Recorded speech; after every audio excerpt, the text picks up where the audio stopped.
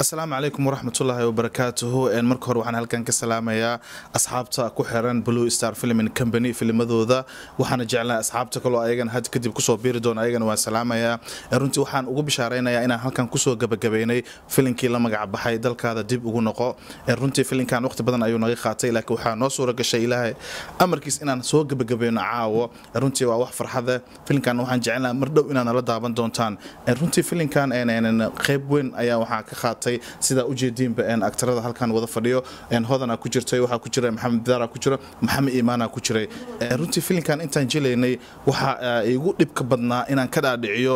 hodan oo ku jileysay xaajiyadeeda inay Soomaaliya ku laabato runtii waxaan igu farxad badnaa maalintii ogolaatay oo tikitka aan agency ka soo qaatay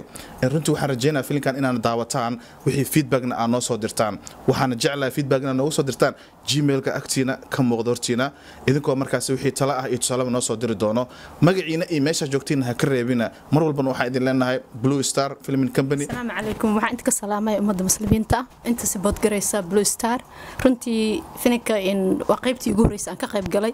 in maadaama badana aan ahaa TV presenter laakiin waxaan jeclaa in filim wadankayga loo jilaayo inaan ka qayb galo runtii waxaan ahaa mid aan sugaayo wuxuu ahaa mid niyadeeda ku jiray runtii waxaan jeclahay qayb ka mid ah qorninkii inaan ka qayb qaato waxaan rajaynayaa shacabka Soomaali daawanaya inay ku farxi doonaan runtii waxay igu adkaa qaybtii wash machine-ka waayo waxaan u moodaa hadii wadankii maar dib loogu noqdo kale noloshii in dib loogu noqonayo alxamdulillah very happy aad ugu faraxsanahay ilaahayna waxa uga baryayaa in wadankeenu ilaahay noo dajiyo assalaamu calaykum waraxmatullaahi wabarakaatuh dhammaan waxaan salaamay ummadda Soomaaliyeed iyo waliba bulshada islaamka meel walba inaga wada daawanayaan hadii aanu nahay bahda Blue Star Company xaruntooda London hadii aan u gudo galo sheekada inteeda badneed aqyaartan ayaaba soo koobtay inta filimka sameyntiisa aan ku guda jirnay waxa igu adkeed marna igu qosol badneed marka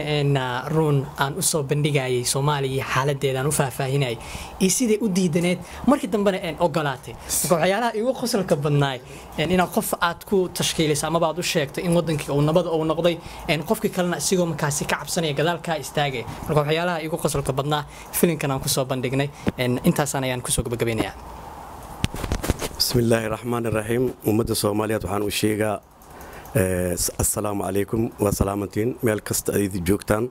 dunida dacaladeeda filimkan maanta aan gabagabeynay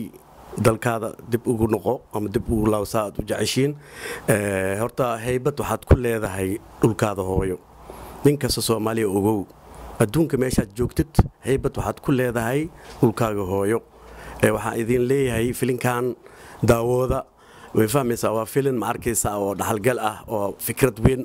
ma arkaysa aad ku qaadan doontaan waxa aniga filimkan run ahaantii markii tikitka aan goonay ugu yaabadna wuxuu ahaa barantigii markaasaan u galiyay barantigii aan waay markaan waay ninkan waxa uu leeyahay war isoo bixi uu leeyahay markaas ma arkaysa ayaa wixii ma arkaysa yaa warqadooyinkii baa iga dhamaaday moogtay